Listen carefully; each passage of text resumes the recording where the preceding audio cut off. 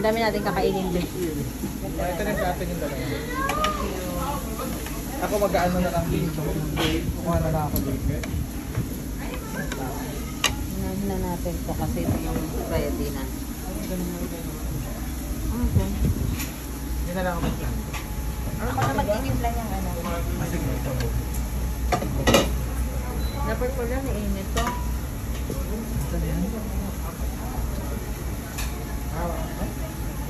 Then, eto nga ito. Ilagay mo itong mga gulay-gulay. Dahan-dahan na kasi bibig. Saan mo ito dito? Hindi, ilagay mo pa hati. Magaya pala eh.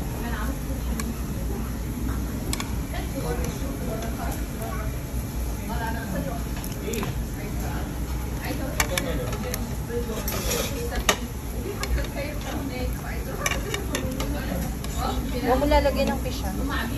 Parang last time nilagyan niya ng fish yun. Ay, gusto ko sa spicy lang. Kasi gusto ko lang ako kumakain. Sige, lagyan mo yan para may timpla. Hindi ko alam na kung hindi ba kumakain ng fish.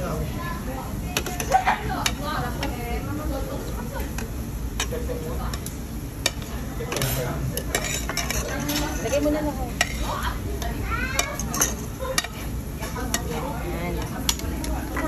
Ayan. 5 minutes na.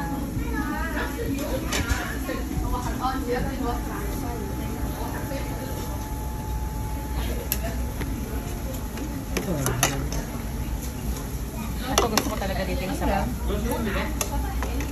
Oo, ang sarap. Ito chicken.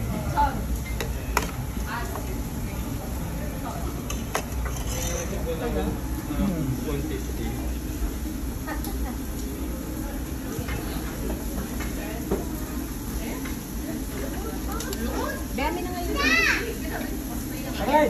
Aray!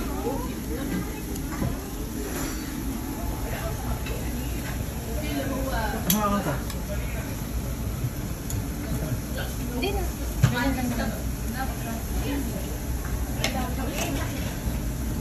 Kaya pinudito namin. Ito. Ito yung ginawa nila.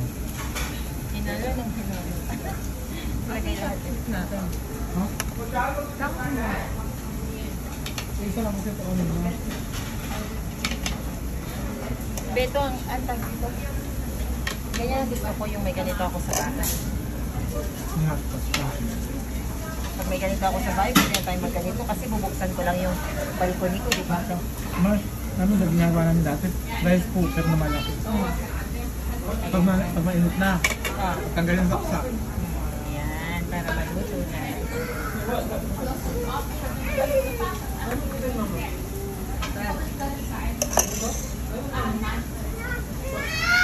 Pero naman yung ganun tayo.